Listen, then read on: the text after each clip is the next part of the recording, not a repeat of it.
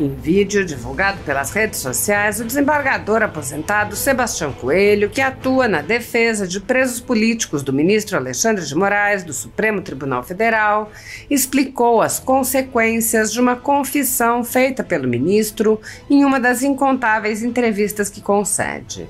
O desembargador explicou que deixou por vários dias publicado em suas redes sociais um trecho da entrevista no qual o ministro afirma textualmente: "O presidente Lula me ligou também por intermédio do ministro Flávio Dino. Ele me ligou e passou o telefone para o presidente Lula para verificar quais as possibilidades jurídicas." Sebastião Coelho disse: "As pessoas têm me perguntado por que eu deixei por vários dias aqui no Instagram uma entrevista do ministro Alexandre de Moraes. Primeiro, para vocês tomarem conhecimento da gravidade das afirmações. O ministro confessa que conversou com o presidente da República, o chefe de governo, portanto, a parte interessada, e mais, conversou também com o advogado-geral da União, que nada mais é que o representante jurídico do governo." O desembargador explicou que uma confissão dessa monta tem consequências, que são o reconhecimento da suspeição do ministro, com a anulação dos processos em que atuou e sua responsabilização por crime de responsabilidade. Coelho disse: "Quais seriam as consequências dessa afirmação? Dessa confissão, na verdade? A primeira está no artigo 264 do Código de Processo Penal. Está escrito: o juiz dar-se-á por suspeito e, se não o fizer, a parte poderá fazê-lo, inciso 4, se tiver aconselhado qualquer das partes. O resultado dessa suspeição está no artigo 564 do Código de Processo Penal, que diz que ocorrerá a nulidade nos seguintes casos. Inciso 1.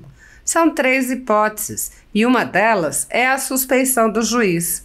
Portanto, todas as decisões proferidas pelo ministro, inclusive os julgamentos por ele realizados, eles podem ser anulados. Se não conseguirmos isso aqui perante o Supremo Tribunal Federal, nós haveremos de conseguir em organismos internacionais."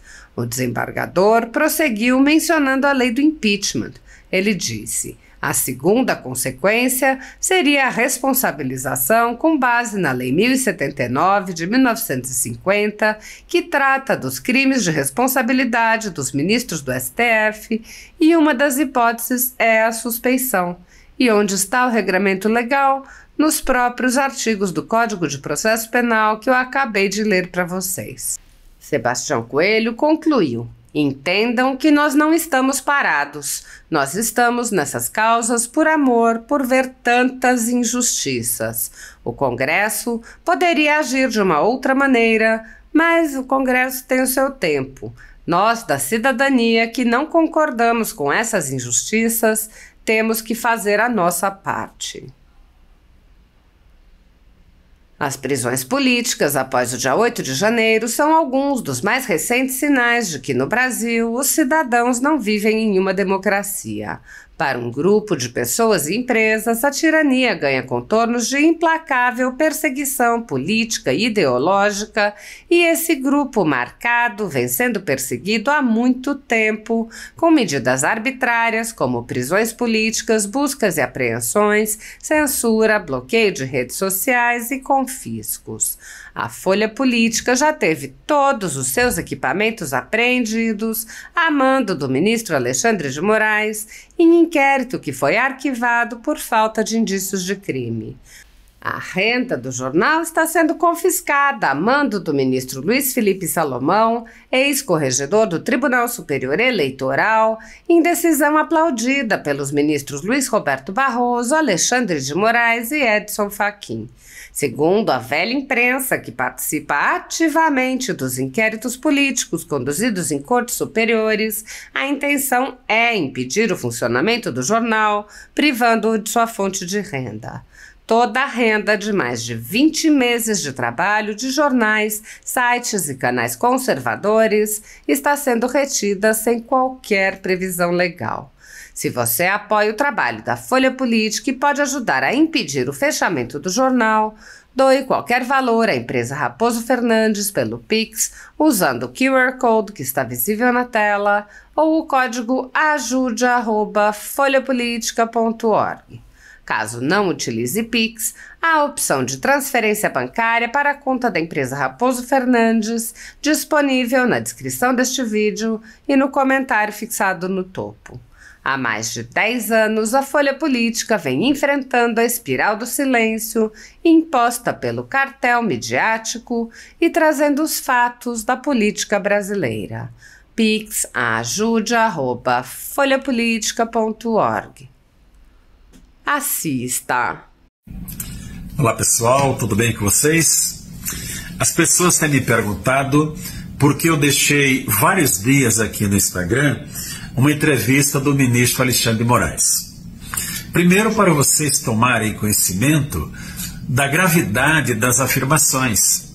O ministro confessa que conversou com o presidente da República, o chefe do governo, portanto a parte interessada, e mais, conversou também com o advogado-geral da União, que nada mais é que o representante jurídico do governo. Qual seria a consequência ou as consequências dessa afirmação do ministro, dessa confissão, na verdade? A primeira está no artigo 254 do Código de Processo Penal. Está escrito: o juiz dar-se-á por suspeito e, se não fizer, a parte poderá fazê-lo. Inciso 4, se tiver aconselhado qualquer das partes. O resultado dessa suspeição está no artigo 564 do Código de Processo Penal, que diz que ocorrerá a nulidade nos seguintes casos. Inciso 1, são 3 hipóteses e uma delas é a suspeição do juiz. Portanto, todas as decisões proferidas pelo ministro, inclusive os julgamentos por ele realizados, eles podem ser anulados. Se não conseguirmos isso aqui perante o Supremo Tribunal Federal, nós haveremos de conseguir em organismos internacionais. A segunda consequência ainda dessa fala seria a responsabilização com base na Lei 1079 de 1950, que trata dos crimes de responsabilidade dos ministros do Supremo Tribunal Federal, e uma das hipóteses é a suspeição. E onde está o regramento legal? Nos próprios artigos do Código de Processo Penal que eu acabei de ler para vocês. Portanto, pessoal, entendam que nós não estamos parados. Nós que estamos nessas causas por amor, por ver tantas injustiças. O Congresso poderia agir de uma outra maneira, mas o Congresso tem o seu tempo.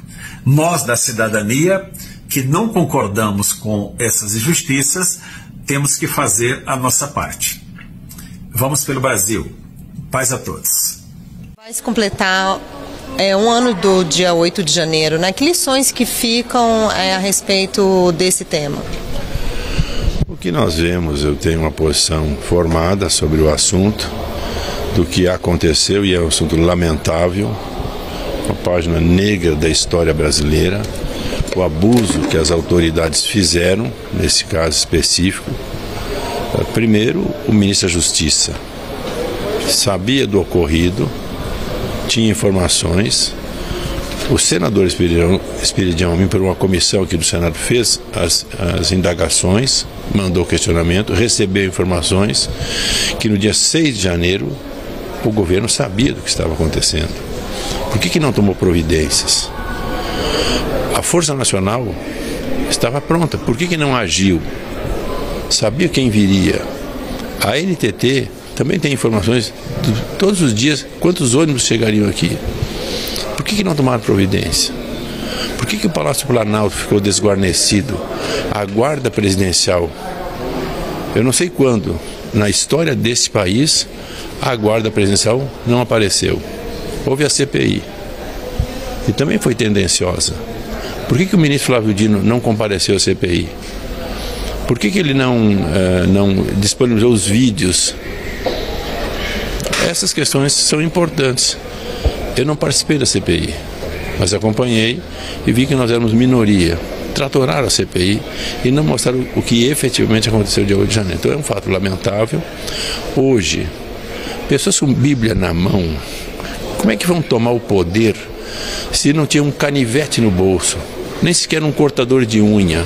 Que poder você vai tomar? Então, é um fato para mim lamentável. As penas dessas pessoas, pessoas que nunca passaram na frente de uma delegacia, não tinham sequer um processo, pessoas presas, condenadas, dezenas até 18 anos de sentença. Houve extrapolação do Supremo Tribunal Federal nesse caso. E o Flávio Dino também prevaricou como ministro do governo, que sabia e assistiu de camarote. Estava no seu ministério, vendo as pessoas de bem chegarem ao Palácio Planalto, ao Congresso Nacional e também ao próprio Supremo Tribunal Federal. Por que essa casa, Câmara e Senado, prepararam os seus agentes policiais? Se prepararam. Por que o Palácio Planalto não fez nada? Abriu as portas sem a guarda presidencial.